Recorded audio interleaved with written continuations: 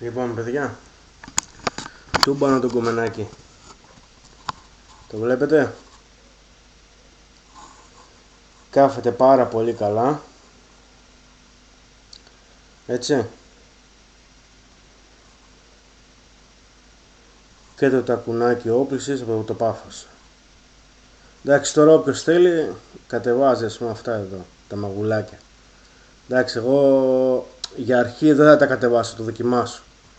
Έτοιμη εδώ πέρα η σκηνοπιάστρα μας. Είμαστε τούμπανο.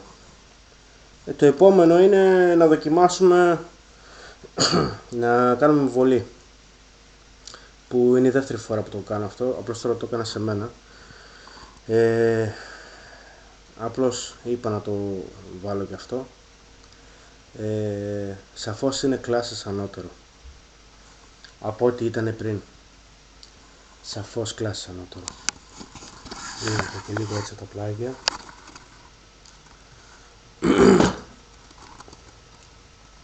Εκεί είμαστε.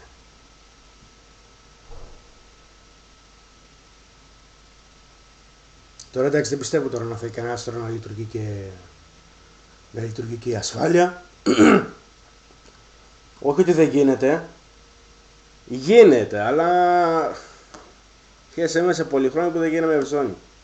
Βασικά, επειδή την είχα δείξει την ασφάλεια στο προηγούμενο το βίντεο, στο πρώτο βίντεο μάλλον, νομίζω κιόλας, δεν είμαι σίγουρος, αλλά η ασφαλιούλα μας για να λειτουργήσει με αυτόν τον μηχανισμό απλώς θέλει ένα λίγο σήκωμα. Με μια σίκα φλόξ μπαμπριζόκολα 256. Ναι, επειδή το κεφαλάκι που έχει λίγο να το σηκώσουμε. Δεν είναι πρόβλημα, δεν θα μας επηρεάσει μέσα.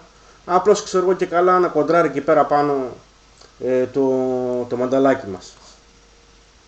Παιδιά, οτιδήποτε το βλέπετε τώρα έτσι καταρχήν γιατί ακόμα δεν το έχω κουμπώσει και γιατί είναι να κάνω κάποιες άλλες αλλαγές στο όπλο όσον αφορά το σώμα του. Παιδιά, μην διστάσετε, σας παρακαλώ, ό,τι θέλετε να ρωτήσετε ή μπορεί κάποιος να κάνει μια παρατήρηση σωστή. Κάτι. Για όσους μου θέλουν να ρωτήσουν αν ακουμπάει βέργα τώρα εδώ πέρα πάνω, δεν ακουμπάει, παιδιά.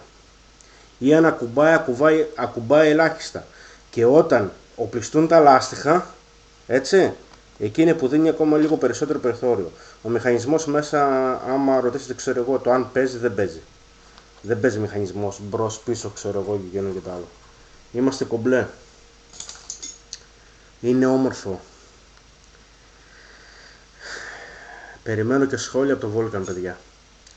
Ευχαριστώ πάρα πολύ. Θα γράψω και κάποια σχόλια και θα βάλω και κάποιες φωτογραφιούλες μέσα, θα το δείτε. Ευχαριστώ πάρα πολύ και συγγνώμη για ό,τι ατέλειες μπορεί να έχετε δει. Και πρέπει να καθαρίσω και το σαλόνι γιατί άμα έρθει η γυναίκα θα μας διανύσει. Δυστυχώς δεν έχουμε τον άπλετο χώρο όπως έχουν άλλοι συνάδελφοι. Ευχαριστώ πάρα πολύ, παιδιά, που παρακολουθήσατε το βιντεάκι. Στο επανειδήν με άλλη πατέντα.